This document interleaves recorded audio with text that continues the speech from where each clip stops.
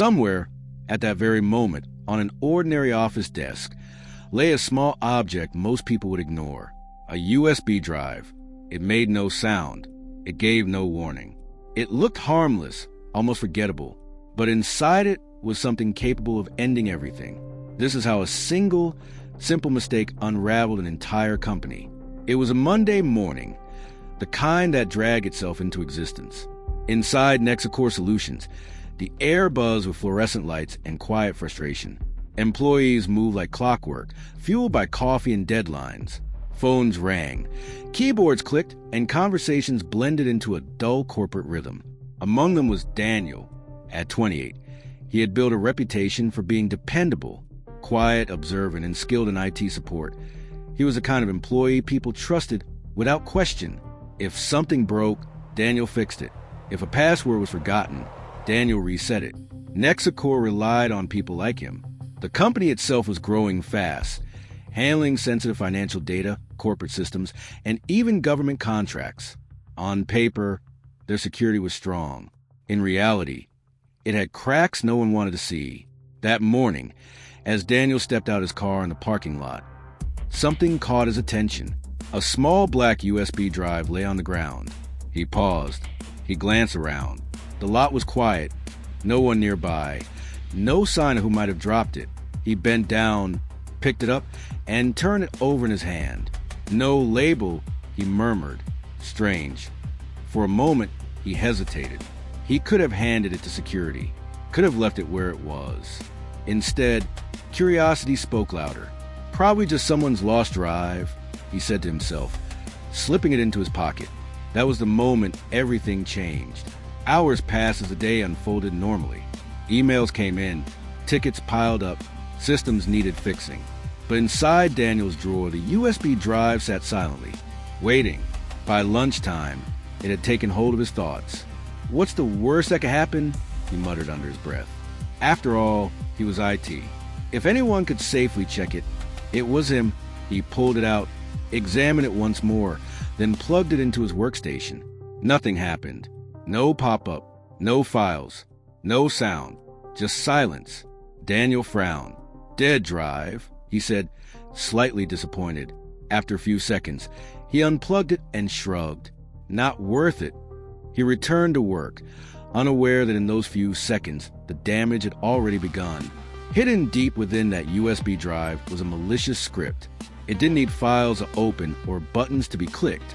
The moment it connected to Daniel's system, it executed automatically, taking advantage of a vulnerability Nexacore had failed to patch. Within seconds, a connection formed.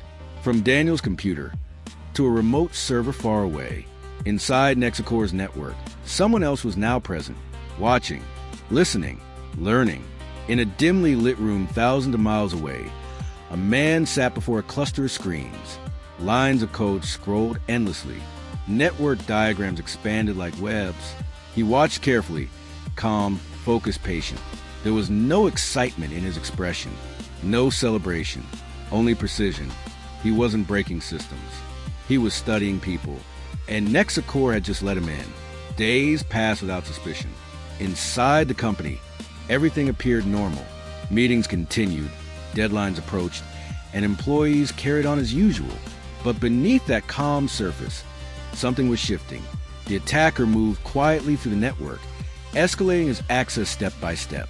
He mapped out systems, identified key servers, and collected credentials. Every move was deliberate, every action invisible. There were warning signs, small, almost insignificant. A system running slightly slower than usual. A login attempt at an odd hour. Minor alerts flagged by outdated security software. But Nexacore was growing rapidly. Too rapidly. Security updates were postponed. Alerts were dismissed. Budgets were redirected to expansion rather than protection. It's nothing serious, management assured themselves. They believed it. They were wrong. The attacker understood something crucial. Trust was the weakest link. So instead of acting like an outsider, he became an insider. Using Daniel's credentials, he logged into systems as a legitimate user. He accessed files, downloaded sensitive data, and navigated freely. To Nexacore, it all looked normal. After all, Daniel had permission. Then one night, everything shifted. The attacker reached the company's core servers, the very heart of its operations. He paused, studied the system, and then executed a single command. In that moment, control changed hands. Files were copied. Backups were corrupted. Security logs were erased. The intruder was no longer just inside the system. He owned it. The next morning, chaos erupted. Employees arrived to find systems unresponsive. Files were missing. Clients were locked out. Voices rose in confusion. "What's going on?" someone shouted. "This isn't normal," another said. Daniel stared at his screen, trying to make sense of it. "This doesn't make sense," he whispered. But deep down, a sense of unease began to grow. Then the message appeared. On every system, on every screen, a single file. "Your network is compromised. Your data is ours. Pay or lose everything." The demand was enormous, the deadline short. There were no guarantees, only fear. Forensic teams were brought in immediately. They analyzed logs, traced activity, and reconstructed the breach step by step. Slowly, a pattern emerged, a trail, and it led back to one machine, Daniel's. When they told him, his heart dropped. "No, that's not possible," he said, shaking his head. They showed him the evidence.